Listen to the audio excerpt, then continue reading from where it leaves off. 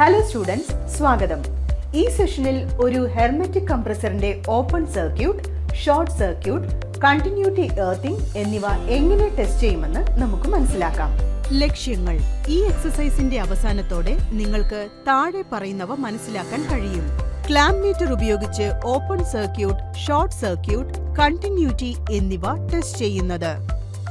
Test lamp ഉപയോഗിച്ച് open circuit, short circuit, continuity എന്നിവ test ചെയ്യുന്നത്. ഒരു ക്ലാമ്പ് മീറ്റർ ഉപയോഗിച്ച് ശരിയായ എർത്ത് കണക്ഷൻ ടെസ്റ്റ് ചെയ്യുന്നത്. ക്ലാമ്പ് മീറ്റർ ഉപയോഗിച്ച് സർക്യൂട്ട് ടെസ്റ്റ് ചെയ്യുന്നത്. ഇനി നമുക്ക് ഉപകരണങ്ങൾ, സജ്ജീകരണങ്ങൾ, ആവശ്യമുള്ള വസ്തുക്കൾ എന്നിവ നോക്കാം.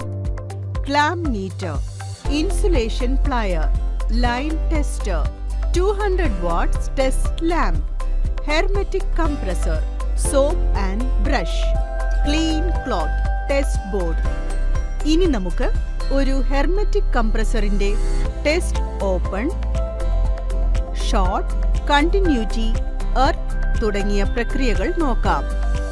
കംപ്രസറിന്റെ കണക്ഷൻ ബോക്സിലുള്ള കവർ നീക്കം ചെയ്യുക. കണക്ഷൻ പോയിന്റുകളിൽ നിന്ന് വയറുകൾ അൺക്ലിപ്പ് ചെയ്യുക. നിങ്ങളുടെ ക്ലാമ്പ് മീറ്റർ എടുത്ത് നോബ് റെസിസ്റ്റൻസ് ക്രമീകരണത്തിലേക്ക് തിരിക്കുക. ക്ലാമ്പ് മീറ്ററിന്റെ ഒരറ്റം സി പോയിന്റിലും മറുവശം ആർ പോയിന്റിലും സ്പർശിക്കാൻ ഉപയോഗിക്കുക. ഇപ്പോൾ മീറ്ററിന്റെ അറ്റം ആറിൽ നിന്നും നീക്കി എസിൽ സ്പർശിക്കുക. ക്ലാമ്പ് മീറ്ററിന്റെ അറ്റം സിയിൽ നിന്ന് ആറിലേക്ക് മാറ്റി സ്ക്രീനിൽ റീഡിംഗ് നോക്കുക.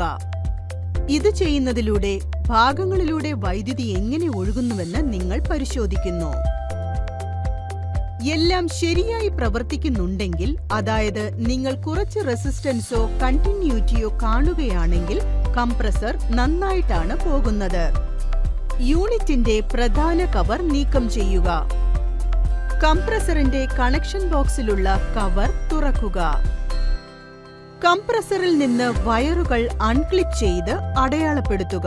അങ്ങനെ ഓരോന്നും എവിടേക്കാണ് പോകുന്നതെന്ന് നിങ്ങൾക്ക് അറിയാം. 200 വാൾട്ട് ബൾബുള്ള ഒരു ടെസ്റ്റ് ലാമ്പ് തയ്യാറാക്കുക.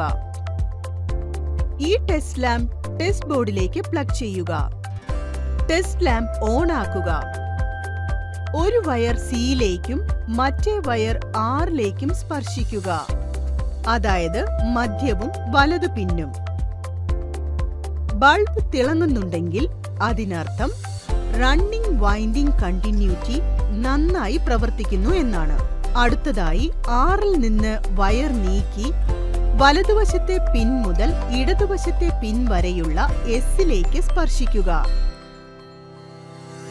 ബൾബ് തിളങ്ങുന്നുണ്ടെങ്കിലും വളരെ തെളിച്ചമുള്ളതല്ലെങ്കിലും അതിനർത്ഥം സ്റ്റാർട്ടിംഗ് വൈൻഡിംഗ് കണ്ടിന്യൂറ്റി നന്നായി പ്രവർത്തിക്കുന്നു എന്നാണ്.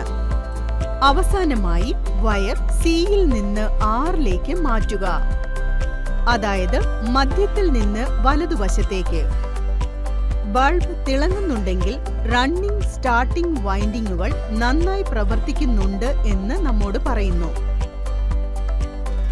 ഇനി നമുക്ക് ക്ലാമ്പ് മീറ്റർ ഉപയോഗിച്ച് എർത്ത് സർക്യൂട്ട് ടെസ്റ്റ് ചെയ്യുന്ന പ്രക്രിയ നോക്കാം. ക്ലാമ്പ് മീറ്റർ ഡയൽ ഓംമീറ്റർ സെറ്റിംഗിലേക്ക് മാറ്റി RX 10000 തിരഞ്ഞെടുക്കുക. കംപ്രസറിന്റെ ടെർമിനൽ എ പ്രോബ് ദൃഢമായി സ്ഥാപിക്കുക. കംപ്രസറിന്റെ മെറ്റൽ കേസിംഗിന്റെ വൃത്തിയുള്ള ഭാഗത്തേക്ക് ബി പ്രോബ് സ്ഥാപിക്കുക. ക്ലാമ്പ് മീറ്ററിന്റെ സ്ക്രീനിൽ നോക്കുക. ഇത് 0 അല്ലെങ്കിൽ വളരെ കുറഞ്ഞ റെസിസ്റ്റൻസിന്റെ ഒരു റീഡിംഗ് കാണിക്കുന്നുണ്ടെങ്കിൽ കംപ്രസർ ശരിയായി ഗ്രൗണ്ട് ചെയ്തിരിക്കുന്നു. നിങ്ങൾക്ക് മറ്റെന്തെങ്കിലും റീഡിംഗ് ലഭിക്കുകയാണെങ്കിൽ അല്ലെങ്കിൽ റീഡിംഗ് ഇല്ലെങ്കിൽ അതിനർത്ഥം കംപ്രസറിന്റെ റീഡിംഗിൽ ഒരു പ്രശ്നമുണ്ടെന്നാണ്. റീക്യാപ്പ്. ഈ വിഷയത്തിൽ നമ്മൾ താഴെ പറയുന്നവ പഠിച്ചു. ഒരു ക്ലാമ്പ് മീറ്റർ ഉപയോഗിച്ച് ഓപ്പൺ സർക്യൂട്ടുകൾ, ഷോർട്ട് സർക്യൂട്ടുകൾ, കണ്ടിന്യൂറ്റി എന്നിവ എങ്ങനെ ചെക്ക് ചെയ്യാം. ഒരു ടെസ്റ്റ് ലാമ്പ് ഉപയോഗിച്ച് നമ്മൾ അതേ ടെസ്റ്റുകളും എക്സ്പ്ലോർ ചെയ്തു. ക്ലാമ്പ് മീറ്റർ ഉപയോഗിച്ച് ശരിയായ എർത്ത് കണക്ഷൻ എങ്ങനെ ഉറപ്പാക്കാം. അവസാനമായി നമ്മൾ ക്ലാമ്പ് മീറ്റർ ഉപയോഗിച്ച് ടെസ്റ്റിംഗ് സർക്യൂട്ടുകൾ പരിശീലിച്ചു.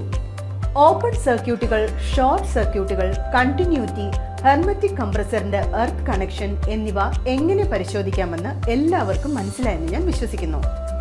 നന്ദി സ്റ്റുഡൻസ്. അടുത്ത സെഷനിൽ നമുക്ക് കണ്ടുമുട്ടാം. ബൈ.